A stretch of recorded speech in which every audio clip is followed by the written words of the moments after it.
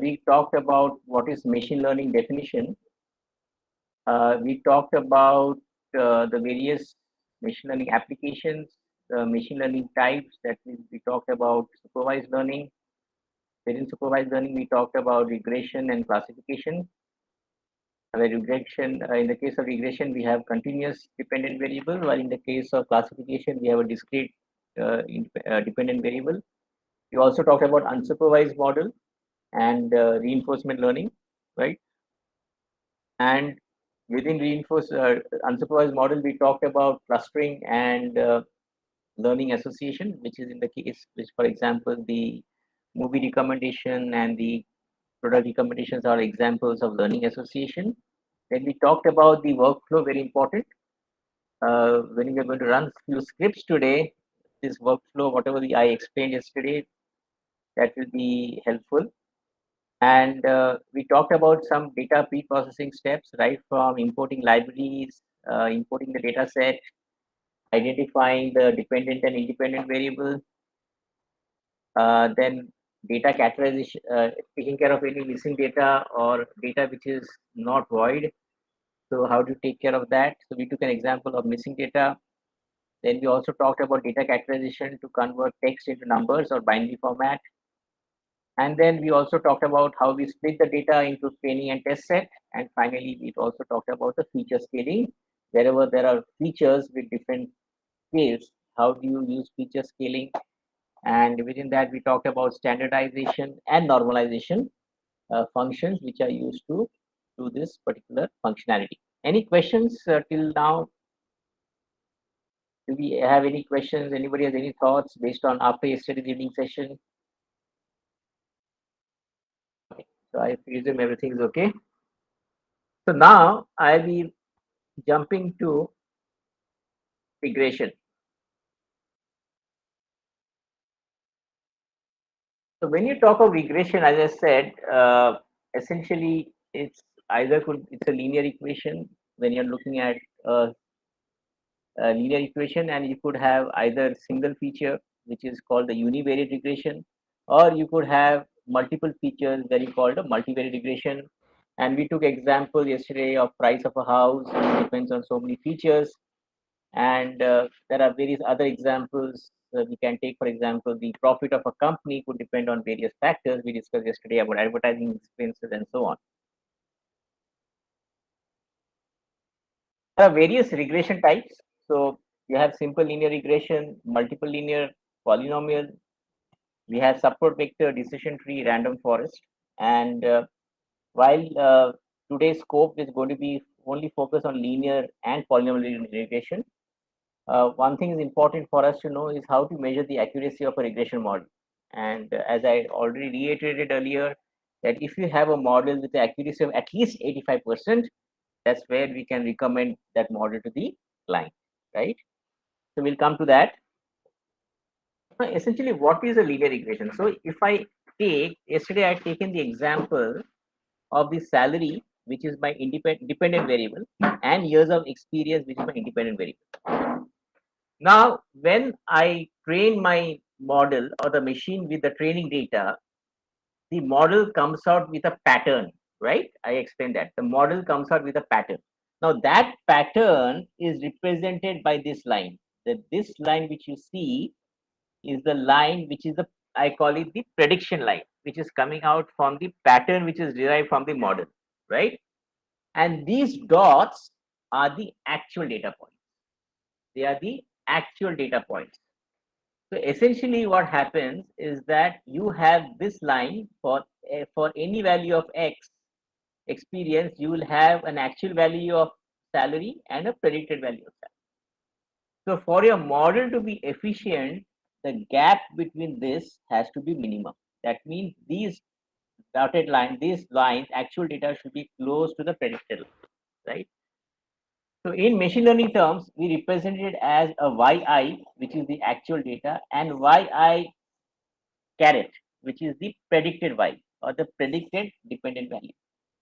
And we have to ensure that the sum of yi minus y predict the whole square is minimum. Okay, now if my model has to be efficient, my y and y predict has to be close to each other. So if I sum it up, yi minus predict the whole square should be close to minimum or even close to 0. And this function in machine learning is called the cost function, or it is also called the mean square error. So the objective of a regression model is to make sure that I reduce the cost function or the mean square error. So if I look at this, you have theta 0 plus theta 1 x, which are your parameters for which are your coefficients, theta 0 and theta 1.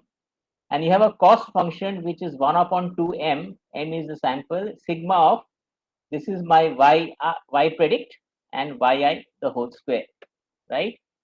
So my goal is to minimize this cost function. So I basically play around with the values of theta 0 and theta 1, which are the coefficients of the parameters, so that I obtain the least mean square error, also called the ordinary squares or minimum cost function.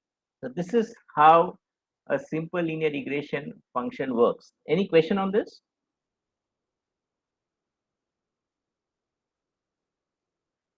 Okay.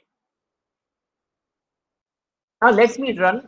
Sir, I have one question. This hypothesis, so Yeah. this hypothesis, what will it change with respect to some other problem, or it is fixed for simple linear regression? This hypothesis one. So H0 is theta 0 plus theta is, this is a linear regression, right? Yes. So So this is will your it linear vary? regression. No, no, this is specifically for regression model. Okay, okay. This is specifically for a regression model. That's why I'm saying theta 0 plus theta 1 x, where H0x is my predicted value, right? That is predicted value, and yi is my actual value. Okay. Okay. Okay. So let me now go back to Python spider and let me execute one script. So I've gone to a simple integration folder, and within that I open a file called simple linear regression. Sorry, not this one. Simple linear regression.py, and my data set is very simple: years of experience and salary. Okay, and I know that years of experience is my independent variable and salary is my dependent variable.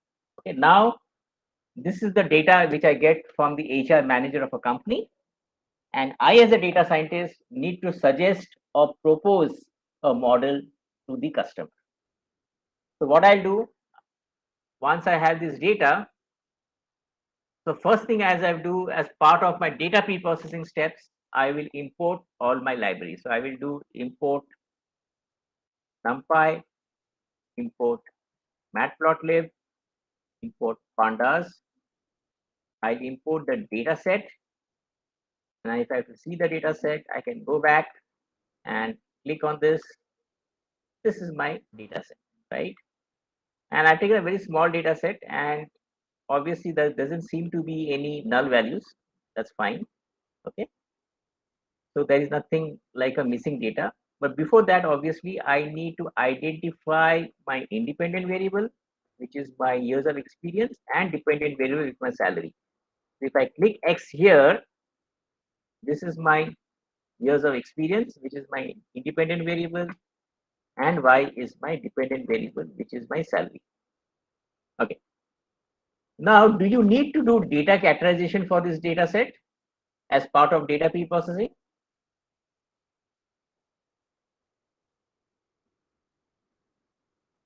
Do you need to do data categorization as part of the data pre-processing for this set of data?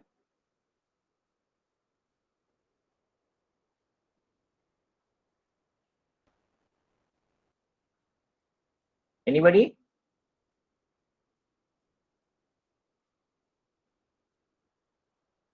Am I audible to all? Yeah, Yes, yeah. all are numerical. So here, I don't think no text is here.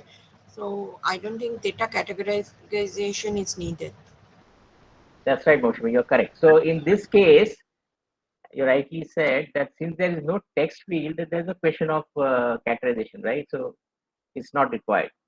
What about splitting the data into training and test set? Is it required?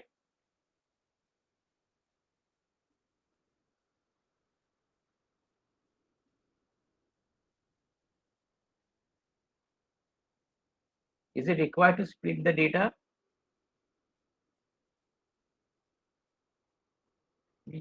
We have to, right? I mean, you have to test the model, you have to have a test set. So you need to have a training set and a test set, right? Guys, please participate, okay? Because I don't want to get into a monologue mode. Please participate, unmute and speak, because that becomes very interesting and collaborative mode. Okay. Okay. So we said that we have to do a split between a training and a test set. What about feature scaling? Is it required?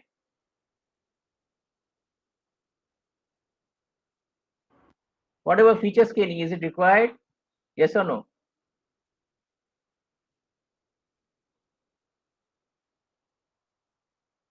Feature scaling, yes, feature scaling is required.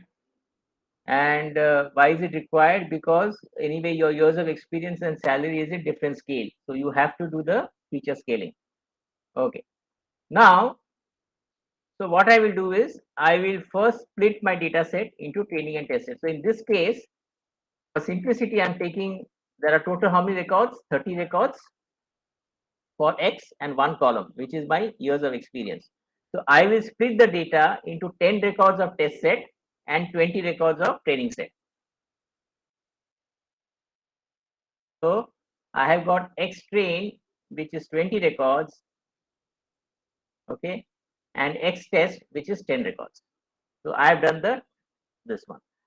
Now the next part is feature scaling. Now what happens is, here when I'm using a linear regression algorithm, feature scaling is taken care as part of the function of the linear regression algorithm. So you don't have to explicitly do the standard scalar or the min max scalar function in the code.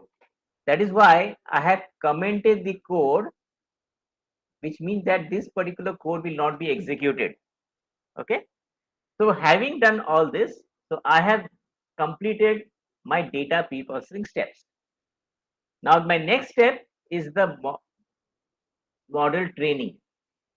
Model training. So what I do, I train the model with those 20 records and come out with a pattern. To test the accuracy of the model, I calculate the predicted y. Remember, I spoke about the predicted y, and for which I enter the x test, the test data independent variable, and I do a y predict. Now that I have predicted y, with what should I compare y pred? Which variable I should compare y pred with? Which variable should I compare y pred with? The actual value in the training set. So what is the variable? You can see all the variables here. So which is what is the variable name?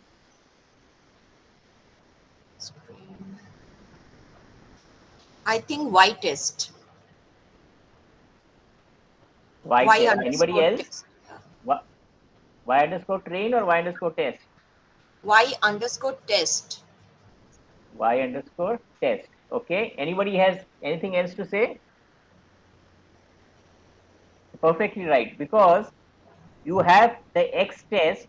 This is my test set, and I'm doing a prediction using the X test. So I will compare X test with Y test. Okay. So what are the various ways of comparing Y? So I will compare Y pred with Y test. So one thing I can do manually is I can bring Y pred up here. I can bring a Y test up here, and I do a sort of a manual comparison. Okay. And I say that if my actual value is 37,000, the model is showing 40,000. If my actual value is 122, is 123. So if you see, glance to the values, which is generally not the recommended one, because this is obviously a small data set, you can go through it. But this doesn't, this says that, okay, more or less the data is close to the actuals. While there are some cases like 40, 37 or 63, 63 is okay, 65, 57, where there is some variation in the data. But otherwise, most of the data is pretty close. 76, 83 also seems to be a problem, right? So you will have such cases where there will be some deviation between the actual and the predicted value, right? This is one way of checking. Another way of checking is I plot a graph. If you remember, I showed you the graph, this particular graph which I showed you, the predicted line versus the actual data. Now let me see how it shows in the Python. So I'm going to take my training set, and with my training set, what I see is that this is my pattern which is coming out from the model, and this is the actual training data. And you will see that there are few points which are quite away. These points are away, this is away, this is away, this is away, but there are other points which are again close to the predicted line. Okay. Now I will see with the test data. So I will now find out how deviation is there from the test data. So what I do, this is how it looks. With my test data record, so this is my test data record, the dot ones, and this is the predicted value coming from the model. And if I see these 10 records, barring one or two, there are two here, most of the points are very close to the predicted line, right? So prima facie, apparently I can say this model is pretty good for recommending to my client. Now, how do I calculate the accuracy of a model? So we use a matrix, and what matrix we use here? We use a matrix called R square. Okay, R square is used to measure the efficiency of the model. And what is the formula of R square? Is 1 minus sum of the square residual divided by sum of the square total. And sum of the square residual is sum of yi minus y predict the whole square. What is this called? What is this called? Mean square error. Mean square error, or it is also called the cost function, right? So Yes. my goal is to minimize this cost function. Okay, and SS total is sum of yi minus y average the whole square. So if I have to minimize sum of the square residual, that means this value has to be close to 0. If this value is close to 0, my R square value has to be close to 1 or 100%. So for my regression model to be efficient, I need to have an accuracy of 100%, which is not realistic, but that is the desired, right? So what I'll do, I will open another file. Excuse me, sir. Yes. Sir, you said R square value, it gives the efficiency of the model, isn't it? Accuracy of the model. Yes, yes, yeah. What should be the value so that we can say it as the most efficient model? As I told that anything above 85%. Okay, if R square value is more or equal to 85%, then I can recommend it to the client. Yes. Okay. Thank you so much. So I will show it to you. Now let me open one file called simple linear regression model efficiency. So I will show you how the model. So I'm using the same data set. Only thing what I'm doing is I'm importing another function called R2 score. Okay. So I will just do this again. Import the data set. With the data set, I don't have to do feature scaling because it is inbuilt. I do the training, I do a prediction, and then I have a function here which calculates the R square. And the R square value comes to 97%, which is a very good model. I mean, this model works pretty perfect for this particular set of data. So I can tell my client that this is the model, this is the efficiency, and then based on this accuracy, I can deploy this model in my client location and close the project. Any questions on the simple linear regression? Yes, sir. No, sir. I have one question. Sure. Yeah, in feature scaling, the last class one example you have given like a range, year of experience 1 to 40 like that. But here in today's example, in the last example, year of experience and salary, how feature scaling is applied, it is not clear to me. So you have to apply feature scaling. You are convinced? Yeah, but this thing is little bit hazy. Yeah, to me. One. Yeah. Can you see it now? Yes. See, I mean, ideally, if you see years of experience and salary, logically also, it will be different scales, right? Yes. So your working salary, your working experience will always be between 1 and 40, for example. But your salary Yes. could be anything in any range, right? So you will have to do feature scaling. And typically in industry, when you have number of features which are numeric and numbers, it is always good to do feature scaling because you don't know the range. You can always calculate the range for each value, but it's always recommended to do feature scaling. It will Okay. always optimize the model. Yeah. Yes, sir. Okay. So here we are doing feature scaling. So here we are doing feature scaling. And as I said, feature scaling, I'm not doing explicitly here because it is taken care by the regression function. That is this one. So I have commented the code here and I don't have to explicitly run the code. Okay. That's why you don't see the code here, the feature scaling code Yes. in this particular script. Is it clear now, ma'am? Okay. Okay, good. So any questions on simple linear regression? Anybody else has any questions on this? The process, the workflow that we have, is it clear to all? Okay, fine. So can I get a quick yes or no on the Yes, screen? sir. Yes, sir. It's clear. Okay, Thank you. great.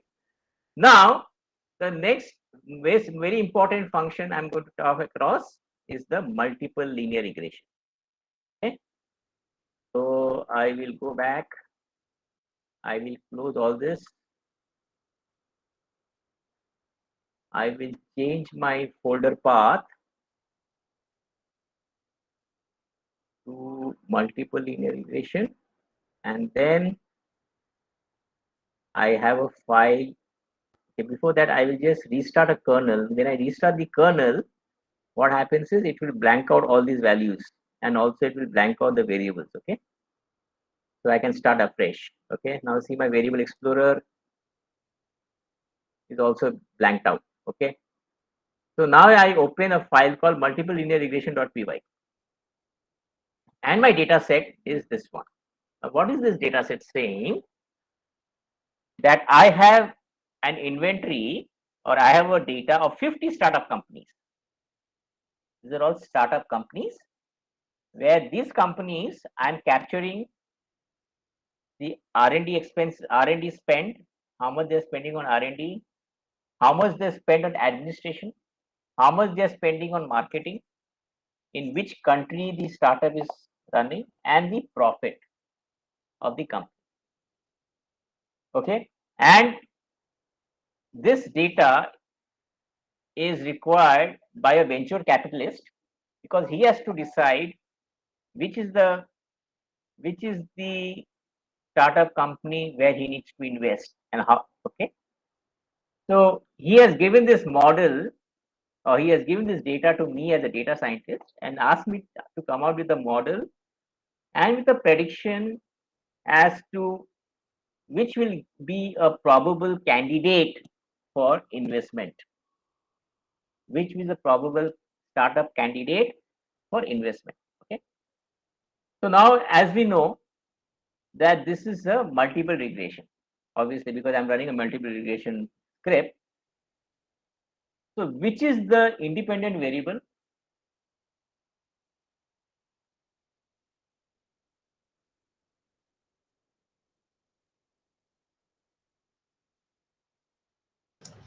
Here, R&D spend, administration, marketing spend, state, all these are independent variable. Profit is the dependent variable.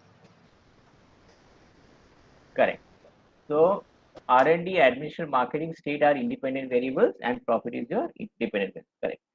So now what I'm going to do, I'm going to go through this. I will go through the same process. I will import my libraries.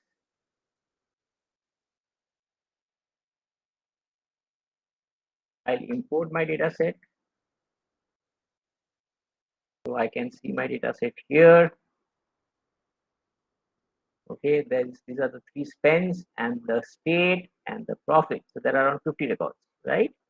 Now, I know what is my X. I know what is my dependent variable. If I go to X, is my 4 fields and Y is 1 field, which is my profit.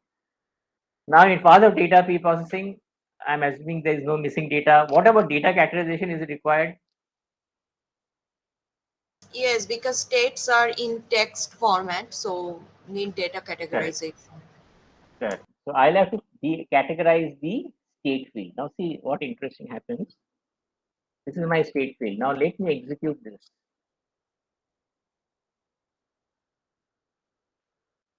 And if I see the value of X, now you will see that the state field, which was at the end, has now moved to the beginning. And what are these variables called? What are these variables called? I explained yesterday.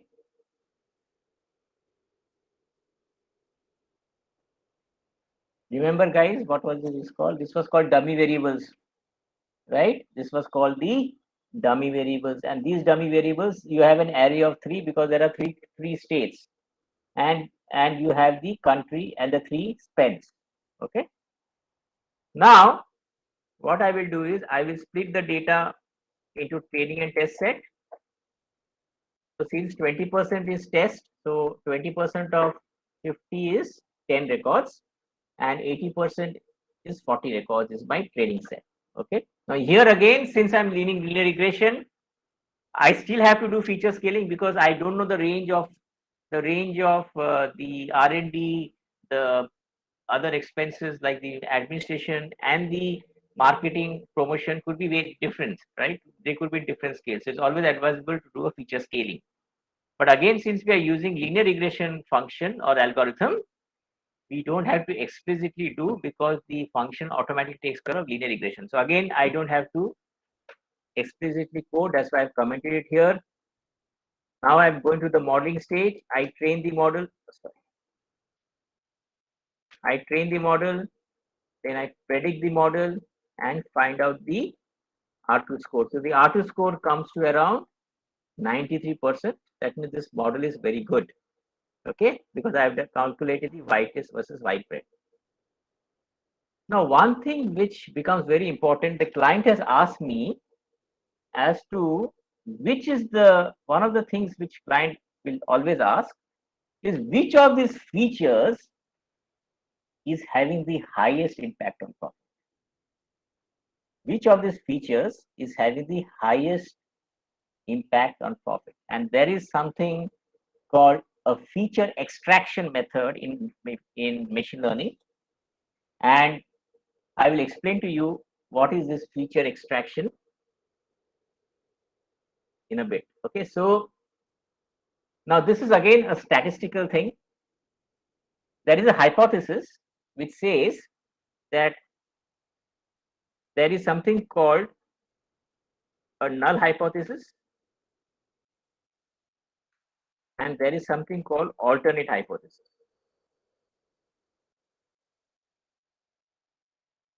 The null hypothesis says that a feature has no impact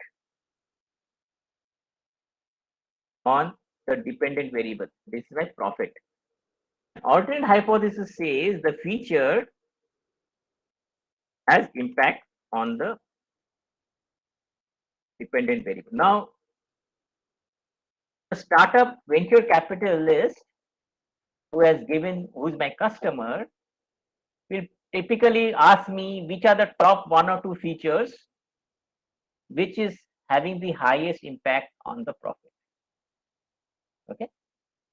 So what happens is, in case of statistics, there is something called a p-value, and the p-value is applicable for each feature.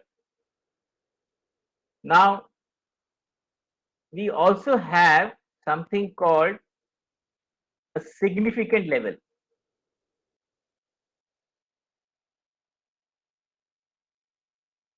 which is typically 0.05. Okay, now we decide, or you can sometimes have 0.03, 0.04, you decide, but this decides the, when I say 0.05 means you have up to 5% error applicable. Okay, up to 5% error is accepted. So what the hypothesis says is that if my p-value is less than 0.05, then alternate hypothesis is applicable, which means that particular feature of the p-value of that feature is less than 0.05 or less than the significant level, that feature has the highest impact on the dependent variable, that is profit. If my p-value is greater than the significant level, then null hypothesis is applicable. Okay, so let's take an example. So I have got feature F1, F2, F3, F4, F5, F6. Typically industry, there will be maybe 25, 30, 40 features which decides the dependent variable, and you may want to find out using the feature extraction method which are the top 1, top 2 features which has got the highest impact on the profit, on the dependent variable, right? So now what I do is I calculate the p-value for each of these. Now suppose the p-value is 0.05, 0.08, 0.09, 1, 1.3 and 1.5. Ideally what we would have done, I will eliminate all these and I will say F1 is having the highest impact on profit. That is not the way it works. So what happens? You take the maximum p-value which is more than the significant level and you use a feature called backward elimination. What this backward elimination does is it tries to eliminate one feature after the other till the time you get the top 1 or 2 features which is having the highest impact on the profit. So what I do is in this case, I eliminate F6. I got F1, F2, F3, F4, F5. Then I recalculate the p-value. So when I recalculate the p-value again changes. It's not going to be the same. So I will recalculate the p-value. I will continue this again if this is 0.09, 1, say 1.2. Again, I eliminate F5. Again, I continue with this. So this process I continue till the time I get the features which is having the lowest p-value, and those are the features. Excuse me, sir. Yeah. Excuse me, sir. So actually, I missed a portion probably. So how to calculate this p-value? Is there any formula or what? Yeah, there is a chi-square table, which is if you go and do some statistics thing, there's a chi-square table which will give you the p-value. Okay. So there is a function. So F1, F1, F2, F3, F4 are features. These are all features, the independent variables. This is not a single feature, it's a feature vector or a single feature. It's a multiple features. This F1 is one feature, F2 is another feature, F3 another feature. So imagine that you had in this particular F1 is a column. F1 is a column. That table you are showing, F1 is the column. So R&D spend is F1, admin spend is F2, marketing spend is F3. Okay. So if I got other, then I could have F4, F5 and so on. Right? And if the highest p-value wherever you are getting, you eliminate completely that column. Yes. You eliminate that column or feature. Yeah. So okay, thank you. So this is what it says here. I will share this with you. Select a significant level. So p-value is a statistical measure that helps scientists to determine whether or not the hypotheses are correct. P-values are used to determine whether results of the experiment are within the normal range of values for the event bit observed. Usually the p-value data set is below a certain predetermined value, like for instance 0.05, scientists will reject the null hypothesis of their experiment. In other words, they will rule out the hypothesis that the variables have no meaningful impact on the results. They will rule out. That means that will have a significant impact on the results. So you have a significant level, you fit the model with the possible predictors or the features, consider the predictor with the highest p-value. If p-value is more than significant level, remove the predictor. So you continue this till you get the last one or two p-values where you say your model is ready. Okay, so this is an example of a feature extraction. So there are two things in, if you see in data science, there are two words which are very popularly used. One is a feature extraction and feature selection. Anybody has heard of feature selection? Anybody has heard of feature selection in machine learning?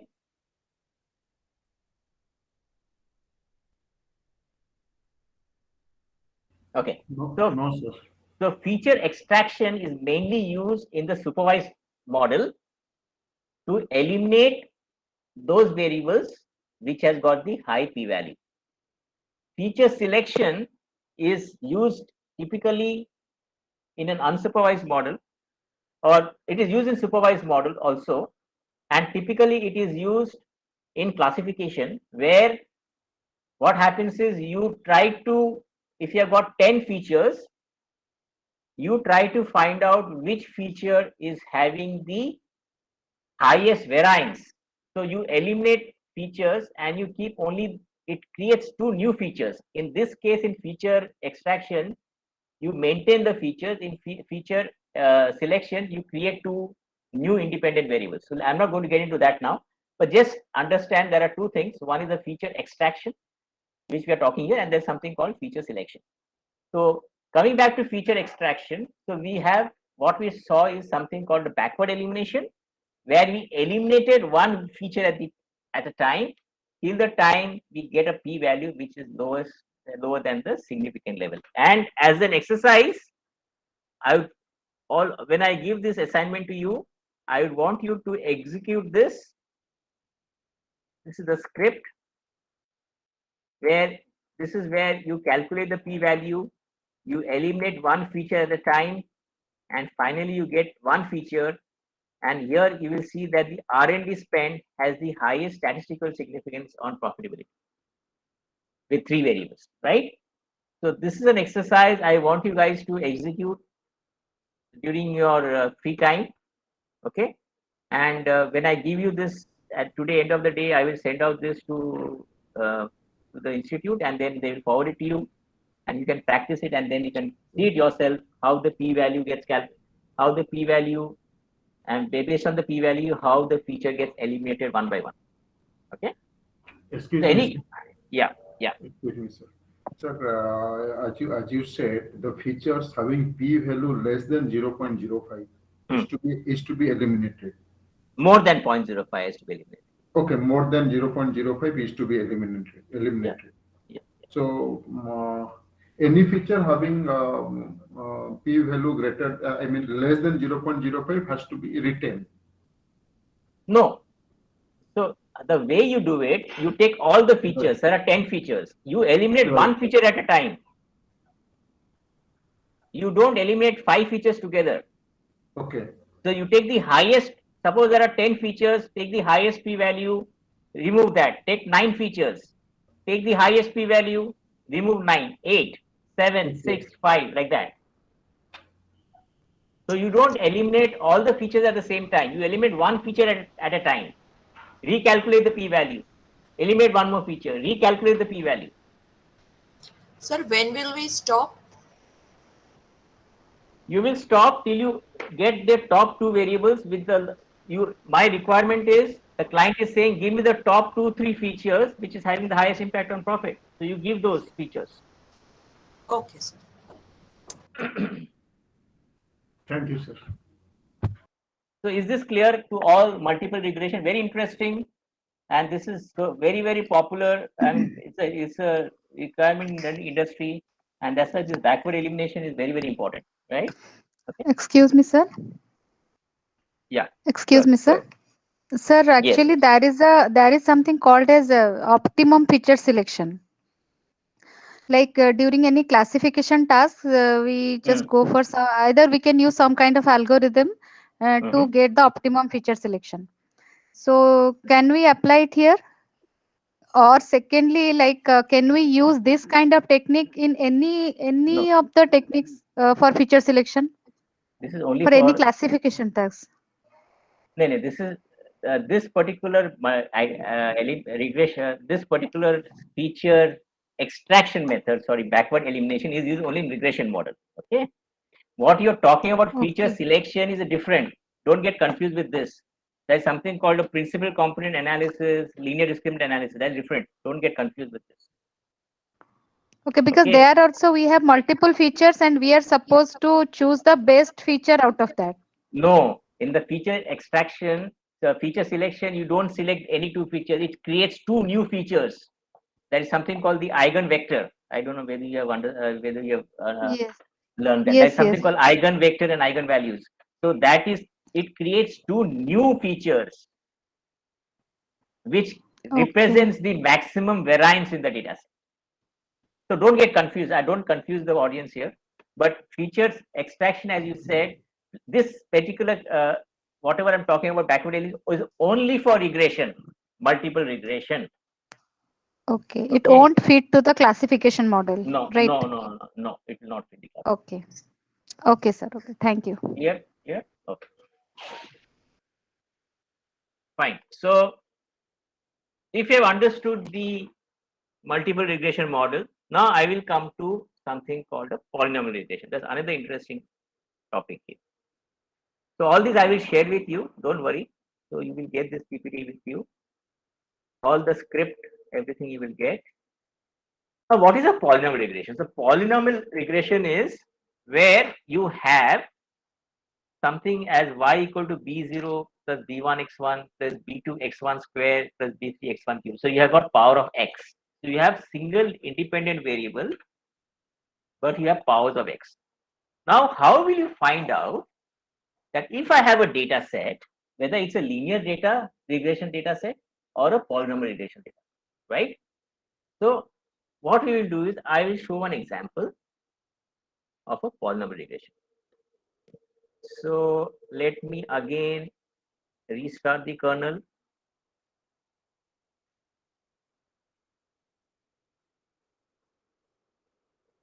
While that happens, I will just change my folder to regression, polynomial regression. Okay. And in the polynomial regression, I have a file called polynomial regression.py. That's my script. And my data set, sorry, is position salaries. Now, what is this? Again, I have the position of a person in an organization, whether he is a business analyst, junior consultant, his level. So level is mapped to position. So level 1 is business analyst, level 2 is junior consultant, level 3 is senior consultant, level 4 is 80,000 and so on. Okay. And you have a salary. The salary will give you basically the salary of the person in that particular level. Okay. Now the HR is coming to me and asking to basically predict a model, so that the model should be able to predict that if I get a somebody with a particular years of experience, it should be able to give me the proper prediction of the salary. Now, if I were to look at this data, I will say it's a linear regression model, right? Because with every level, my salary is increasing. It will typically be a linear regression model. But now, see what will happen. I will open. Okay, now first tell me, which is going to be your independent variable? Which is going to be your independent variable?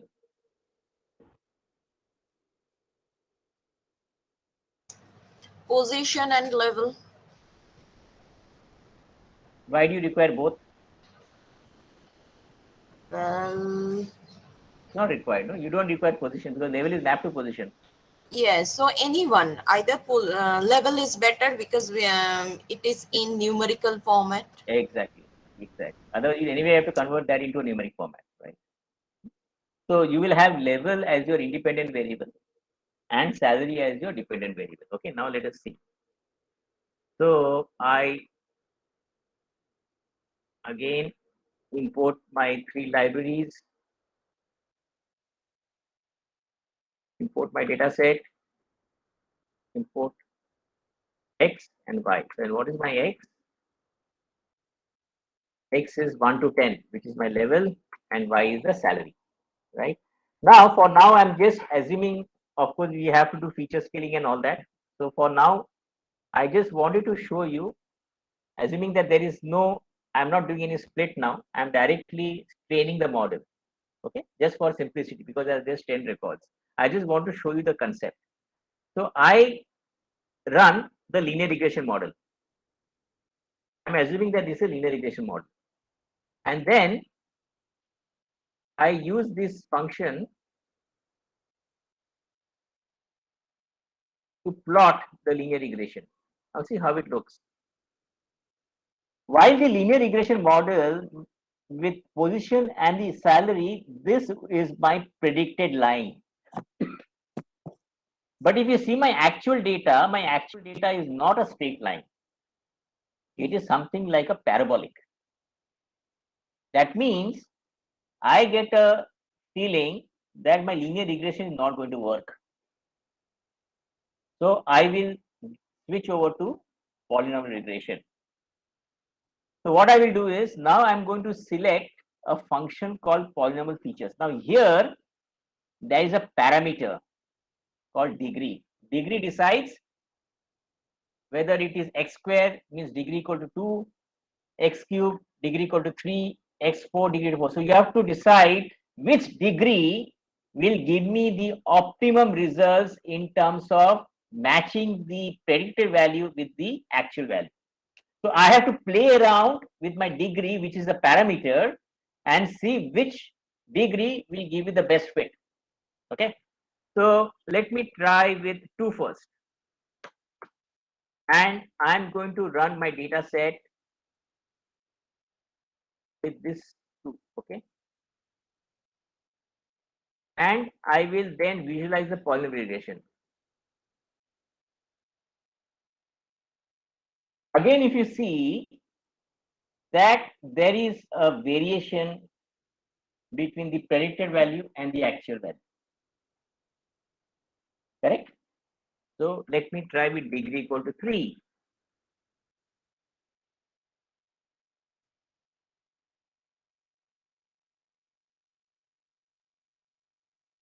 And I run this. Now with degree equal to 3, my predicted curve is like this, but my actual curve is still there is some gap. I will see still there is some particular points which are away from the predicted line. So let me try degree equal to 4. So if I put degree equal to 4, I run this, and with degree equal to 4, I get a pretty accurate result. Okay, and this, and then you maybe you can try degree equal to 5, 6, and probably at one point, okay, it will be optimum. Okay, so you will have to decide the degree which will give the most optimum value or the minimum cost function, right? So in this case, I select degree equal to 4 because that is giving me the most optimum results. Now, having said that, if I would have selected a linear regression model, and suppose with 6.5 years of experience, I want to know how much model is giving me in terms of salary. So when I do a prediction, the linear model is giving me 330,000, which is far away. 330,000 would be somewhere in level 9. but I wanted level 6.5, and 6.5 should be somewhere between 150K and 200K, right? Now let me run the linear regression, sorry, polynomial regression and check. I predict this with the polynomial regression with 6.5 years, years of experience. And the value is coming to around 159K, which is more representative of the actual data. And this is the model then I propose to the client. Is this clear to all? What is this polynomial regression? Sir, excuse me. Yeah. Sir, sir, in this output, I mean, which you have mentioned, just now showing, it is showing country manager 5, 11, 1,10,000, region manager 6, 1,50,000. Isn't Correct. it? So Yes. what does this signify? What does it imply? So I'm the HR of a company, and as a HR manager, if someone is a business analyst, his salary is typically around 45K. Right. If I'm a junior consultant, my salary is typically around 50K. Okay. And what those figures are salary. Those figures are salary. These are Position, salary. level, and salary. Okay. These are salary, no? Okay, sir. That's what they are salary, correct? Yes, yes. Got And it. I am trying to predict with the model, which is the optimum model for say 6.5 years. And if I got a 6.5 years, if I want to see which model fits well, I see that linear regression gives me around 330K, while polynomial regression gives me around 158K, which is more or less correct because the 6.5 should be somewhere between 150K and 200. Okay. Okay, sir. Is it clear? Yes, sir. Any questions on regression before I go to classification? Any questions on regression? Okay. So let me see if there's something in the chat. Fine. So let me go back to my presentation and I will talk about classification. As I told you what classification is, let me put the chat aside.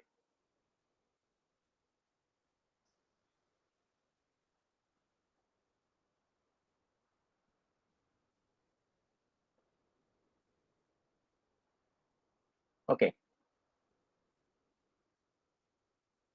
So in classification, as I said, my dependent variable is going to have a discrete set of values. So it could be either 0 and 1. If you remember the case of the data pre-processing, we had a use case or a data set where the independent variable was 0 and 1, whether somebody is going to buy a car or not going to buy a car, right? Sir, the font size is very small. Kindly go to the slides here. Slideshow mode. Okay. So guys, if I'm in the slide mode, please don't send any question on the message, okay? Please unmute and talk. Okay, sir. So it's difficult for me to toggle between the two. Okay. So now, so you have the classification data set, and typically this is a very standard data set called the vertebrate data set, where you have these are the various features, and this is a class or the label or the output dependent variable which has got a discrete value, either mammal, reptile, fish, amphibian, bird. So there are 5 or 6 discrete set of values. Okay. Now with this set of data, if I have to do a prediction model, I will use classification algorithms, right? And the concept or the workflow remains the same, whether it's regression or whether it is classification. Okay. So now there are 3 main classifications that I'm going to discuss today. There are more classification methods. So one, I'm going to talk about logistic regression. I'm going to talk about decision trees and also random forest. Now, you have other algorithms like KNN, K nearest neighbors, naive Bayes theorem, support vector matrix. There are so many models which are available today, which is used in the industry. Now, for this today's session, I'll be focusing on these 3 models: the logistic, decision, and random forest. Okay. So I'm going back to my data set. I will initialize my kernel. While I do that, I will change my folder to classification, and I go to logistic regression, and within that I select a folder and I select logical regression.py. Okay. And what is my data set? This is similar to what we saw in the data pre-processing stage. So I have a user ID. So user logs into a portal. He enters his profile, which is his gender, age, and salary, and whether he is going to buy a particular brand of car or not. So yes or no. And then, sorry, here it is 0 and 1 already. Okay, it's not yes or no, it's 0 and 1. So as a data scientist, I've been told to come out with a model which will try to do some sort of a prediction as to, based on the combination of age and salary, whether a person is likely to buy a car or not likely to buy a car.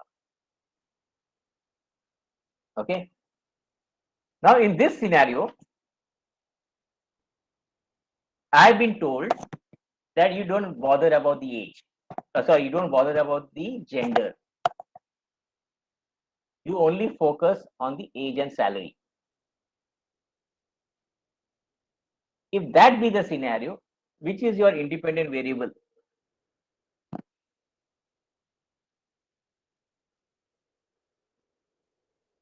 Which is your independent variable? Gender, age, estimated salary. Gender, as I said, is, they said that it's not required for my analysis, so I can ignore gender. But why not user ID?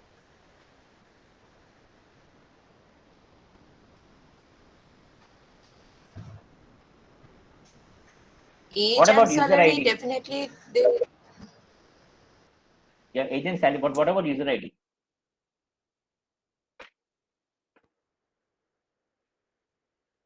Pardon, sir? What about user ID? User ID also should be an independent variable, right?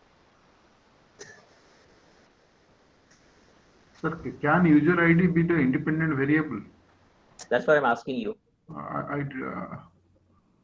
I don't think, sir. Why? Because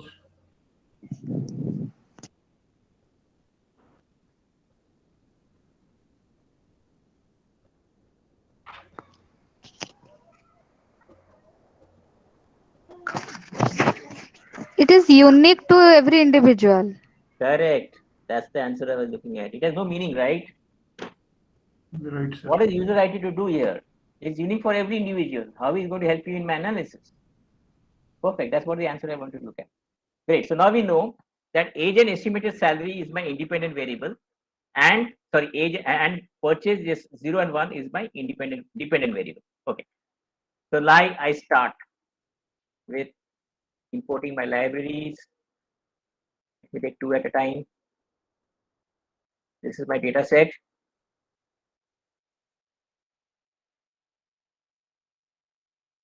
So what is my X? X is my age and salary, and Y is my yes or no. What about data categorization? Is it required?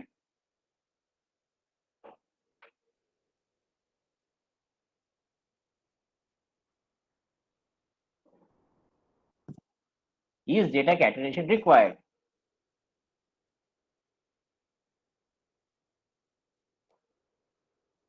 Yes, right? Because you have a gender.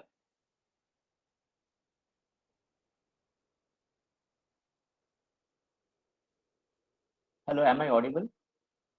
Yes, sir, you are audible, but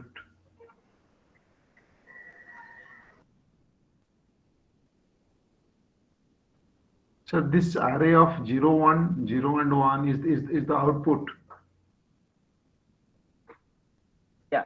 So this purchase 0 and 1. Okay, let me go back to this. This is my data set. So this is my purchase, yes or no, this is my dependent variable, and this is my independent variable, right? Now my question is, do we need to do data categorization for this gender? Right, sir. You have to do it, correct? Yes, Yes, sir. yes, yes, we have to do. But why you have to do? What did I say initially? I did say that gender is to be ignored.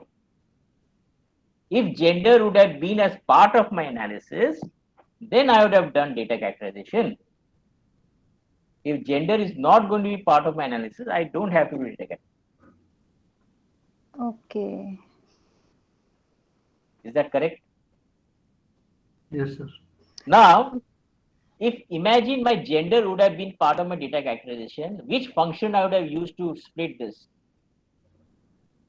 One hot encoder, label encoder, or both?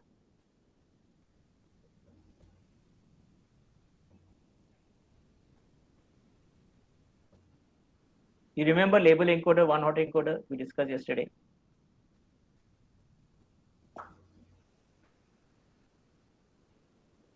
So if I'm having only two values, then I could only have a label encoder, no? 0 and 1. 0 for male, 1 could be female. Right? So I would have used the Yes. label encoder function in case I would have considered gender as part of my analysis. But here, since gender is not part of my analysis, I don't have to do data categorization. Is this clear to all? Okay. So now I do the split. Again, there are how many records? 400 records. So I take 25% of test data, that is 100 records of test data, and 300 records of training set. Now here, if I see my X train, X test,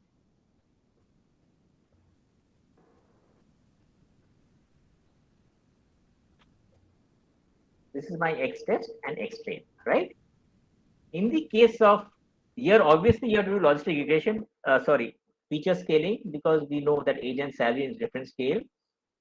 But here the difference is, as against in linear regression, where the feature scaling was an inbuilt function within the algorithm, in this case of logistic regression, it is not part of it. So you have to explicitly code feature selection, while in regression, if you remember, we had commented the code, right? So that's why here I will actually do feature scaling. Now, if I do feature scaling and I go to xtrain, this is my values, small values, and xtest, again, it is scaled down to a small value. Okay, so in the case of logistic regression, or in the case you have to explicitly do the feature scaling, and that's what I've done here. And then once I've completed my data pre-processing, I go to the modeling. I train the model, I predict, I do the model evaluation. Now in the case of classification, the way you find out the model efficiency is using a term called confusion matrix. As against in regression, where you had used R square, in the case of classification, you use confusion matrix. And how confusion matrix is calculated is like this.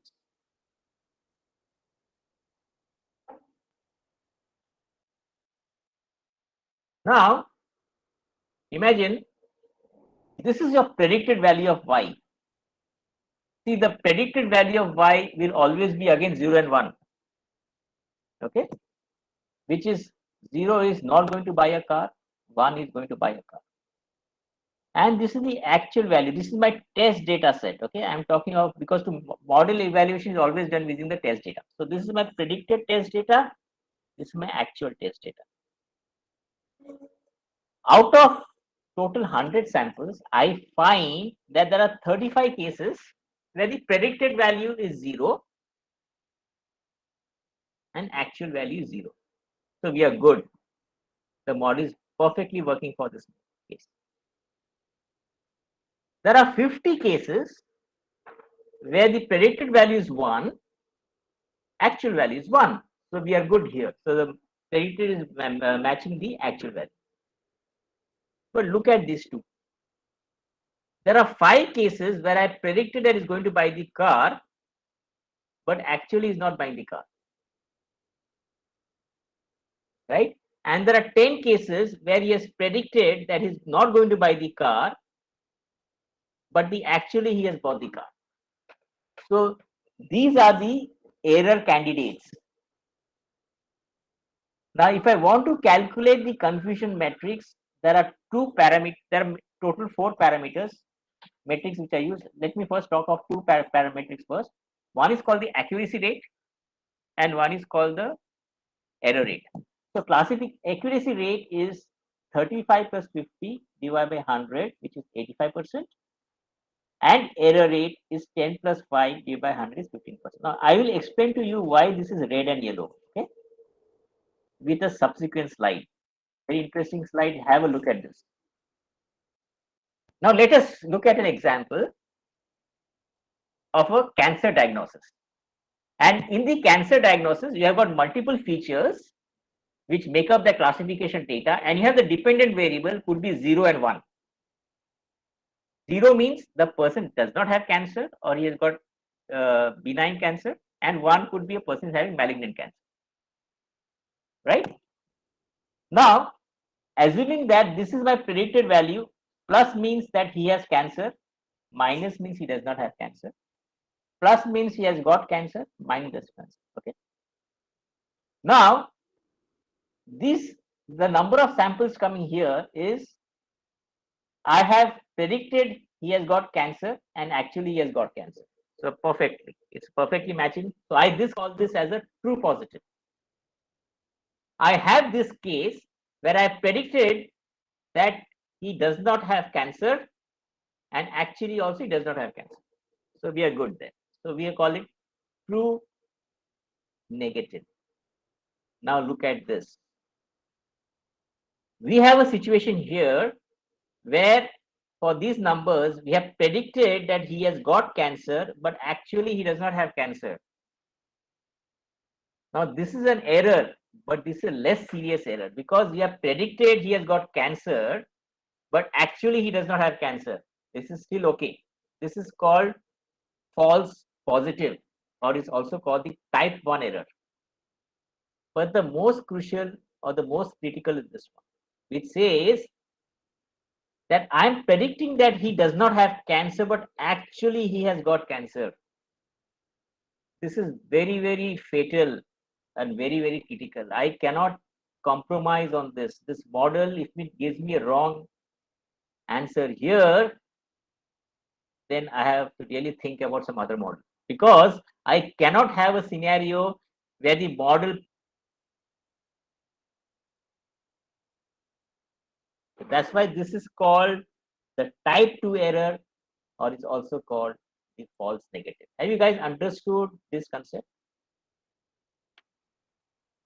So truly negatives, please repeat. True negative. True negative means I have predicted he does not have cancer and actually also he does not have cancer. So that is true negative. True positive is we have predicted he has cancer and actually also he has got cancer. So just remember, this is the true actual value and this is the predicted value. Plus, you can take plus as 1, minus as 0, plus or 1, minus as 0, whatever, the way you want to put it. So true positive and true negatives are the ones which are behaving perfectly. False positive is fine, but false negative is important and needs to be looked into. Is this clear, ma'am? Yes, sir, it is clear. So if I would have read this, it's beautifully given here. You can read this. Whatever I've explained to you is mentioned here. What is type 1 and type 2? Now, Excuse me, sir. yes. Excuse me, sir. Yes. So can we tell like that in a model? Suppose we are getting large false positive, then it is okay, and but large still false negative is. Yeah. I can is say okay. that model is not good. I'll come Is to it that. like this? I'll come. No, I'll come to that. So there are 2 more metrics which I use to measure. Okay. I'm coming to that. There are total 4 metrics which are used to calculate the confusion matrix. One is the classification accuracy, which I already told you. That is TP plus TN divided by total. Misclassification rate or the error rate is FP plus FN divided by total. This we have already seen, right? Now there is something called precision and recall. Precision is TP divided by total true predictions. That is TP divided by TP plus FP. And recall is TP divided by TP plus FN. So for your model to be optimal, this has to be close to 100% or 85% and above. Misclassification has to be close to 0. Precision and recall also has to be very high. So precision means if this has to be high, my FP has to be minimal. But recall is important. FN, false negative.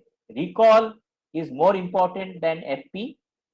But in industry, you have to ensure that these three should give you high value. You cannot say that if this is 85% and this is if FN is also FN cannot be high. If FP is high, still I will not accept the model.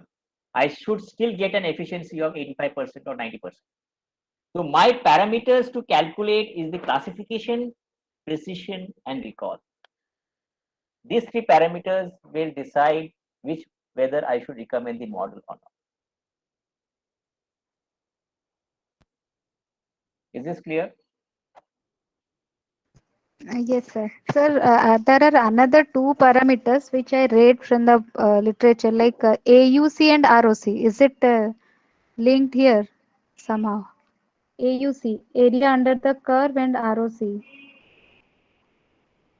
I don't think it is using confusion matrix. Are you talking about confusion matrix or somewhere else? Not confusion matrix, means like as you are saying that classification accuracy, precision, and recall, these are the measures to say that whether a model is good or what. Similarly, there are two other parameters, those are also defined in literature during any classification model. So is it in Area all under papers? control, I Area don't under the curve, and ROC. Receiver ROC? operating characteristic. Receiver operating characteristic. I've never heard about it, frankly. I don't know whether it's using. Okay. Are you talking from reference to confusion matrix or some other context? No, from these parameters only it is calculated. But I do not know actually what is the significance of those two parameters. Okay. So maybe I think okay. But typically we use these 4 metrics. Okay. Now let me go back to this. So now what I will do is I will calculate the confusion matrix, and my confusion matrix comes to 89%. My confusion matrix comes to 89%, right? And if I were to draw this as a graph again with my training set, this is how the graph looks. Now this line is called a prediction boundary. This line is called a prediction boundary, and it's a linear prediction boundary. That's why logistic regression is also called a logistic linear regression, because the prediction boundary is linear. So on the left hand side is the predicted value of 0. On the right hand side is the predicted value of 1. And you have the red dots, which are the in red region, and the green dots, which are the actual data in the green region. So we are good. But there are some red dots in green and the green dots in red. These are the type 1 and type 2 errors. This is for the training set. Now, if I want to see how my test set, how my model has performed with the test data, this is how it looks. So I had, if you remember, my efficiency was 89%. That means there were 11 cases where I had type 1 and type 2 errors. If I count the number of greens in red or the number of reds in green, that total will come to around 11. So this is how I visually see how the model is fitting with this set of data. But typically in the industry, we have seen logistic regression is rarely used. Okay, we have got better models like the decision tree. More, I think we'll come to that, or even random forest, which performs much better than this model, the decision tree. I mean, than the logistic regression. So now what I'm going to do, I'm going to use a decision tree model algorithm to run with this same set of data set. So what happens in the industry? I have a data set. I will run different types of models with the same data set and find out which data set, which model is giving me the highest accuracy, highest recall, highest precision. Right? So what I'm going to do here with this same data set, I'm now going to run a decision tree model. And what is a decision tree is explained here. So imagine that this was my age and salary, X1 and X2, and this was my output, which is my independent variable. So red could be 0, green could be 1, for example. And you have this data and you want to build a decision tree like this, where you have a root, you have the parent nodes, and then you have the leaf, which is the lowest level, which will say whether it is 0 or 1. Okay, so decision tree classifier works on the concept of entropy. And what is entropy? Entropy is the level of uncertainty in the data. And as a data scientist, you will have to find out, or you have to reduce the uncertainty in the data. So what you have to do in decision tree is between X1 and X2, you have to do a split in such a way that you have all the greens together or all the reds together. That's how the algorithm works. And there is something called information gain in statistics. This information gain, the value of the information gain, which is calculated for each of these attributes, will decide which, the higher of the two, higher the information gain between the two values, will decide from which attribute you should split and create the decision tree. So based on the decision tree, we found that X2 was the criteria for splitting, and this is how it builds the decision tree. So if you see here, first split was X2 greater than 60. Then the second split was, this is split 1, X2 greater than 60. Second to X1 less than 50. Third split is X1 less than 70, and the fourth split is X2 less than 20, whatever value here. So internally it does a split in such a way such that it reduces the entropy and it's able to do a split to get all the reds and the greens together. And this is basically how a decision tree algorithm works. And this algorithm is called the ID3 algorithm, which is used in the decision tree classifier. Okay, have you understood this concept? What is this decision tree classification? Yes, sir. Yes, sir. Now, what I will do, I will close this. I'll keep the data set. I will restart my kernel and I will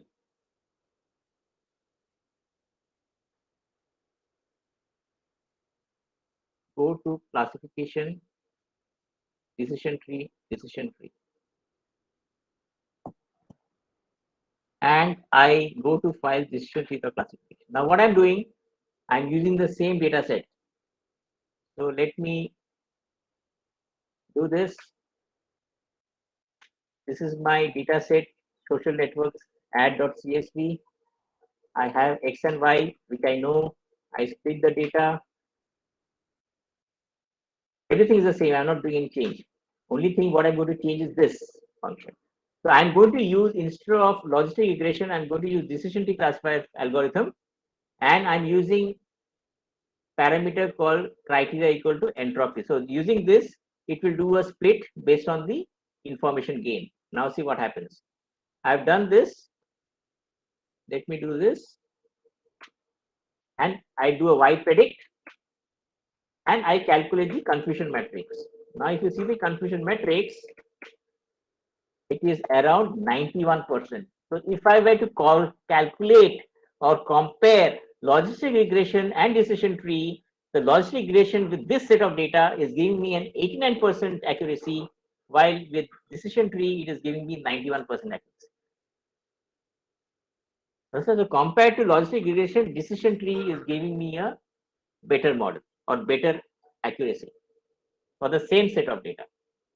But again, decision tree has got one big disadvantage, and that is basically called overfitting. It basically creates an overfitting error. And when I'm talking of overfitting, is essentially what happens is that once you train the data, the training errors are likely to be less, but my test errors are likely to be more.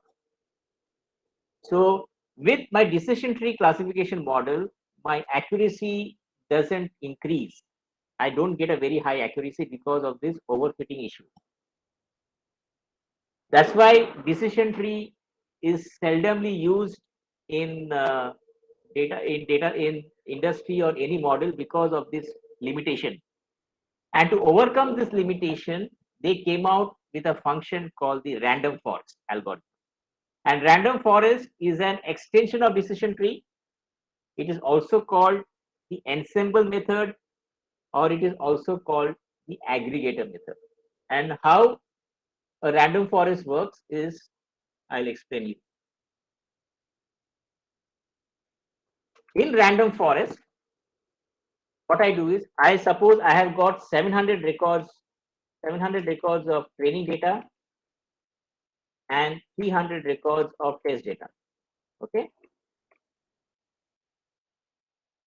So what I do first, here, just as in the case of polynomial regression, I had one parameter called the number of degrees of X, right? Which had varied from 2, 3, 4 and found out the optimum. Here also, I have to decide as a data scientist, what is the initial number of decision trees I should take. I decide the initial number of decision trees. So I can start with 5, 10, 15, 20. Now, as my decision trees increases, my computational intensity also increases. It becomes more computational intensive. But then I will try various decision trees and find out the optimum number of decision trees which will give me the highest accuracy. Now see how it works. I decide that I take 5 decision trees for now. Okay. I split my 700 records into this 300, say 200, 200, 100, 100. Okay, is it 700? Yes. Okay. 300 records. Yeah. 300 records and 700 records.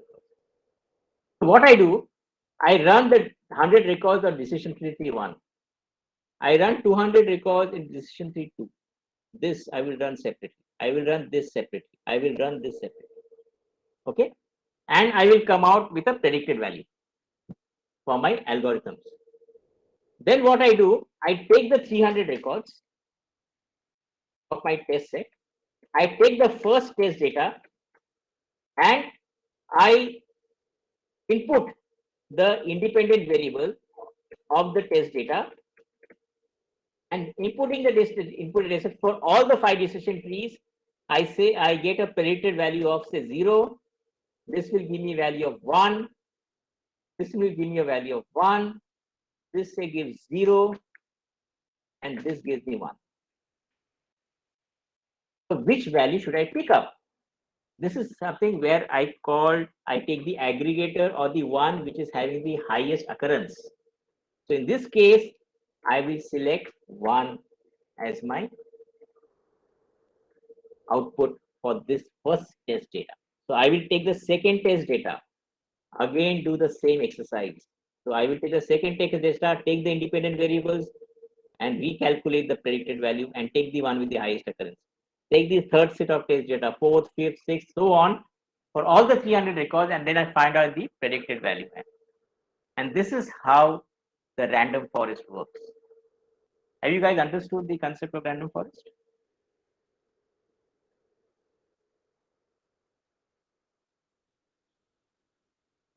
Is it clear to all? One question. Yeah, D1 up to D5, they are all separate decision tree, but Yes. they work on the same concept. Yeah, because I'm using the decision tree classifier function. I'm using the same function here.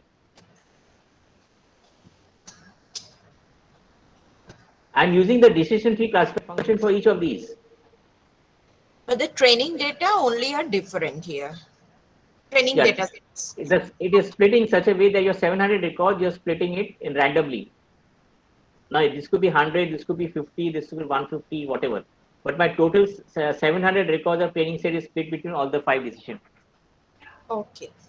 And then if I will try with 10 decision trees, 15 decision trees.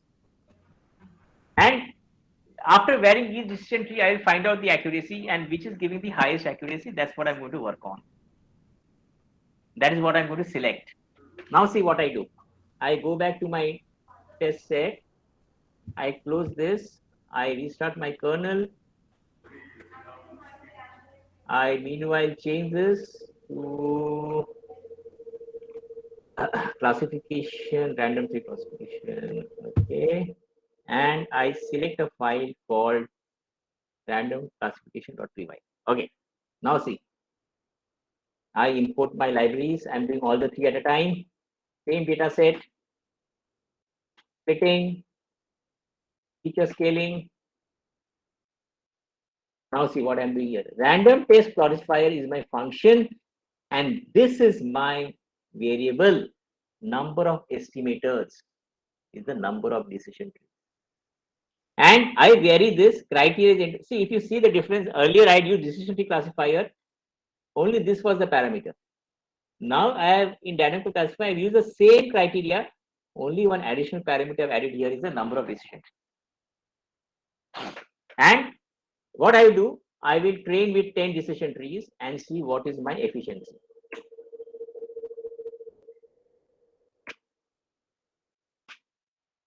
I calculate CM.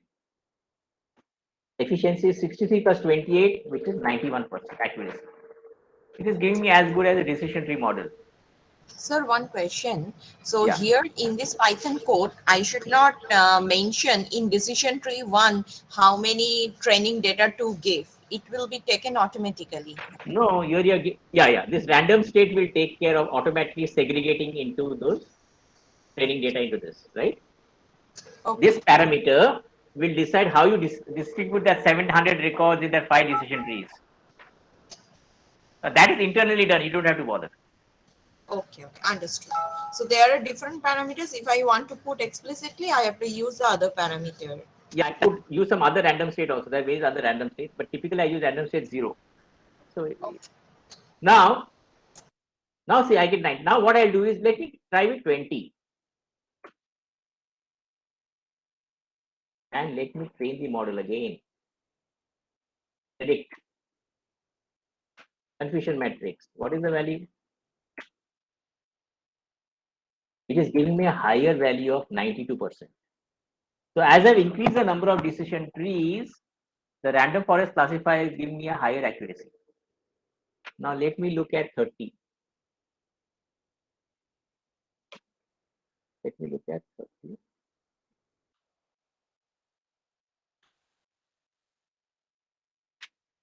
With 30, I'm getting how much? Again 92%. It is again reduced here. Okay, so let me try with 40.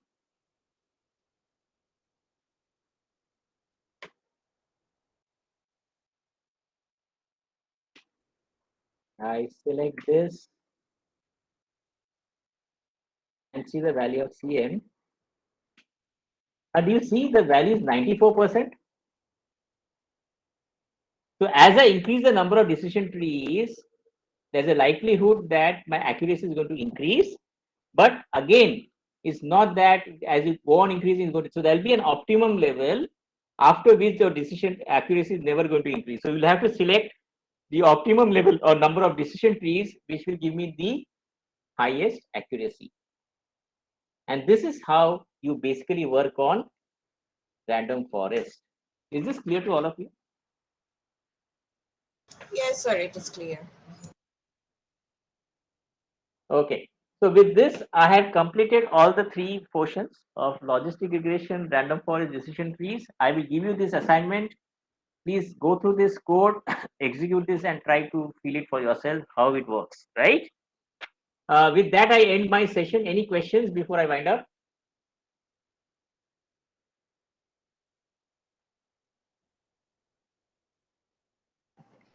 So that means LR, that logistic regression model, can be used for regression purpose as well as for classification. No. Logistic regression is only for classification. Only for logistic regression is only for Classification. regression. It is a Okay. No. Logistic regression, though it is called regression, why it is called regression? Because it gives you a linear prediction boundary, which I showed you. But Okay. logistic regression is used only for classification. It's not a regression model. A linear regression is a regression model. Linear regression is a regression model. Linear and polynomial regression are regression model. But logistic regression is a classification model, not a regression model. Okay.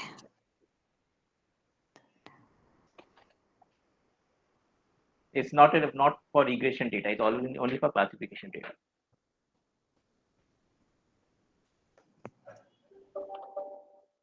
Any questions?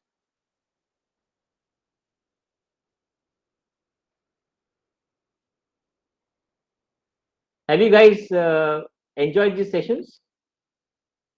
Yes, sir, very much. Okay, so at least you're carrying some knowledge with you at the end of it. Okay, that's important. Yes, sir. Okay, great. Yes, sir, Tupi, sir, we can wind up. Yes, sir. Okay, let us wind up the session. I think all of you will agree that both the sessions, yesterday and today, was very much useful to all of us. We have learned pretty much, and we can implement it in our own work. Hello. Yes. Good morning, Nikhil, sir. Hello, Dr. Nikhil, good morning. Okay, so Good morning, sir. let us thank. Yes, Dr. Nikhil, good morning. So let us thank Mr. Arunjit Chaudhary. Are you able to hear my voice, sir? Yes, sir.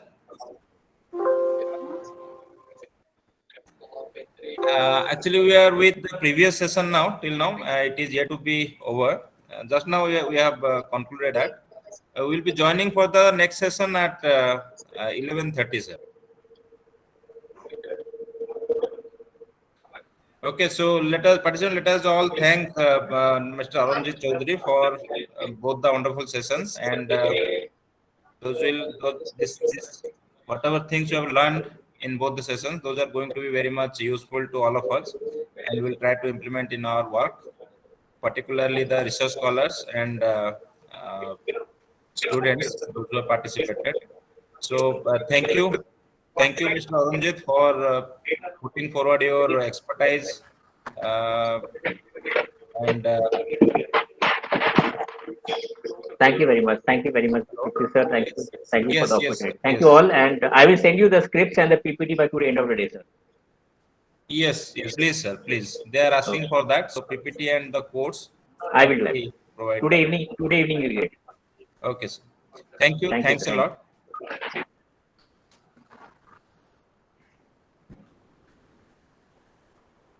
Nikhil sir will have a break now, and we'll be joining at 11:20. We'll start joining at 11:20, and we'll start the session at 11:30.